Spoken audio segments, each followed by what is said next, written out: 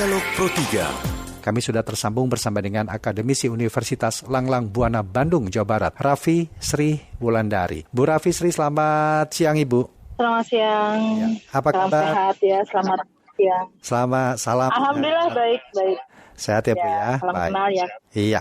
Bu, besok 28 Oktober kita bangsa Indonesia akan memperingati Hari Sumpah Pemuda yang setiap tahun hal ini selalu kita peringati. Dan bagaimana sih agar tidak sekedar semata seremoni, tetapi ada nilai yang bisa kita ambil untuk memperkuat semangat persatuan dan kesatuan setiap merayakan atau memperingatinya, Ibu. Oke, baik. Terima kasih. Ini tema yang sangat menarik ya, di mana di tengah. Mungkin saya menyapa dulu ya, Silakan. Sobat RRI, penjuru Indonesia. Semoga kita semua selalu dalam keadaan damai. Salam Pancasila, salam Indonesia Raya. Ya. Kita sepakat ya untuk menyambut Sumpah Pemuda esok hari. Tentu saja sumbangsih pemuda terkait dengan kondisi bangsa ini tentu saja sangat penting. Karena kita merdeka juga menjadi bangsa yang seperti sekarang itu karena hasil dari kerja keras yang dilakukan oleh pahlawan kita, yaitu pemuda di zaman. Nah, besok sebenarnya kalau tanggal 28 Oktober itu salah satu momentum yang dimana kita sebenarnya walaupun kita berbeda pilihan, berbeda passion, berbeda tapi yang paling penting kuncinya itu adalah bahwa semuanya kita sepakat NKRI harga mati lah ya. Kontribusi pemuda untuk di bangsa ini itu seperti apa, yang jelas harus konkret. Saya melihat sih banyak sekali anak-anak muda di Indonesia itu yang sungguh luar biasa, yang sudah memberikan warnanya sendiri gitu.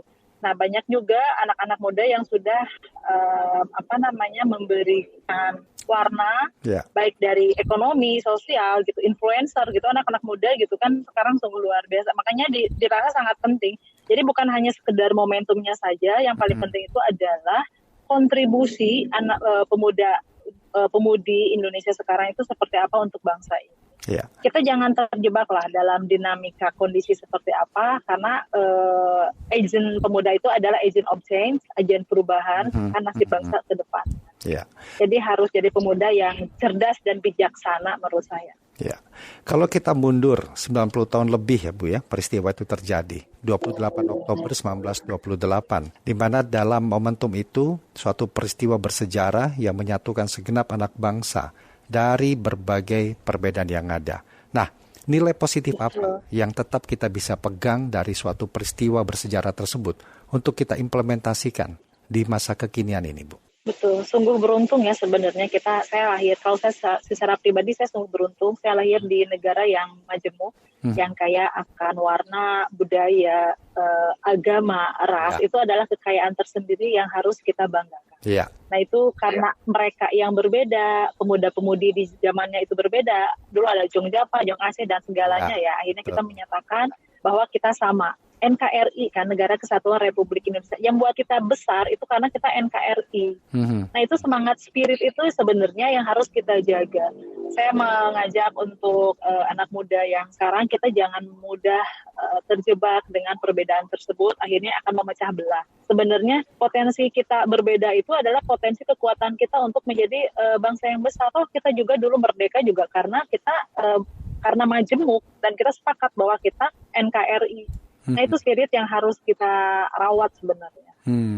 Udah selesai sih kalau bagi saya gitu. Jadi kita harus mencontohi kepada generasi pemuda lama gitu untuk bisa kita ambil value-nya, kita aplikasikan. Nah, pemikiran seperti ini yang mungkin Bu Raffi miliki, Ibu Raffi tanamkan pada diri sendiri, ini bagaimana bisa menginspirasi generasi muda saat ini untuk tetap aktif terlibat dalam hal-hal yang memajukan bangsa ini, Bu? Ya, karena manusia itu terlahir dengan cerdas, kecerdasan masing-masing, passionnya masing-masing. Nah, disitulah kelebihan yang kita miliki, itu yang harus kita upgrade. Kayak misalkan orang, ini banyak sekali anak muda ya, kayak Jerome Pauline gitu ya, dia seorang influencer, dia suka matematik. Nah itu menginspirasi anak-anak muda, ternyata matematik itu seru dan itu dari Indonesia. Terus misalkan ada orang dulu yang suka dalam dunia politik, anak muda.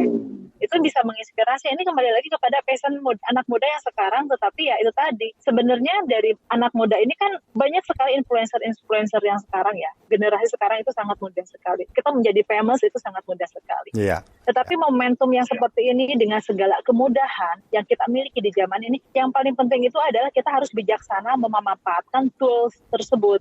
Jangan sampai kita anak muda yang sudah bagus kondisinya, posisinya bagus, jatuh gara-gara ikut berkontribusi, misalkan menyebarkan hoax atau ngasih contoh yang tidak baik, tidak spirit NKRI-nya nggak ada gitu kan, sayang banget. Makanya anak muda yang Indonesia yang sungguh bagus secara kualitas gitu ya, itu tolong dijaga terkait dengan menjaga spirit NKRI tersebut ya, terlepas dari kita passion sukanya di mana seperti apa, itu baik gitu. Itu yang harus, karena tugas kita itu adalah meningkatkan kualitas diri.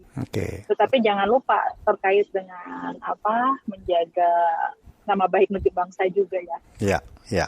Dan untuk mendorong kolaborasi antar lintas generasi, seperti mungkin tadi yang Ibu singgung, cukup penting ya kita menilai atau kita mengikuti nilai-nilai positif yang dimiliki pemuda saat itu untuk bisa tetap kita pegang di kepemudaan atau pemuda saat ini. Ini seperti apa kolaborasi yang paling baik ini? Itu tadi, kalau kita mau besar, kita tidak mungkin hidup sendiri. Karena manusia itu adalah makhluk sosial. Nah, kita juga misalkan jangan karena kita agent of change, agen perubahan, generasi milenial, Gen Z yang merasa secara pengetahuan misalkan lebih mengetahui dibanding yang lain, karena dengan akses yang aksesibel yang sangat mudah kita miliki dibandingkan misalkan generasi muda sebelum. Tetapi sebenarnya kalau kita bisa berpikir bijaksana, negara ini akan kuat jika kita bisa berkolaborasi dengan semua elemen yang ada. Baik, sebenarnya pemuda itu juga butuh disupport oleh pemerintah terkait dengan semua mekanisme peran pemuda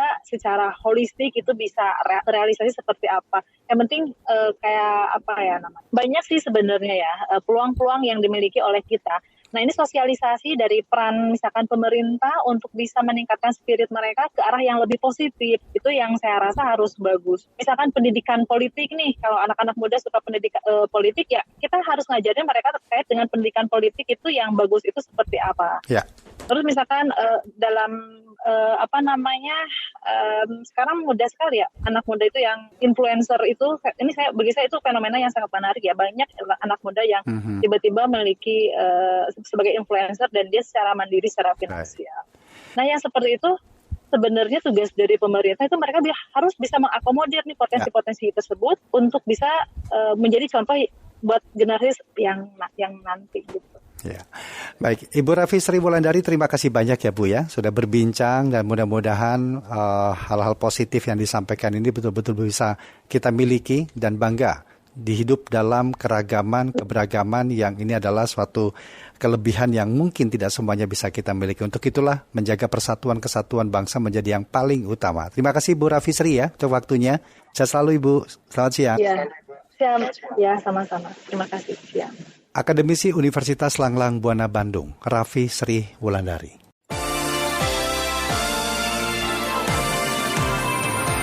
Dialog Pro 3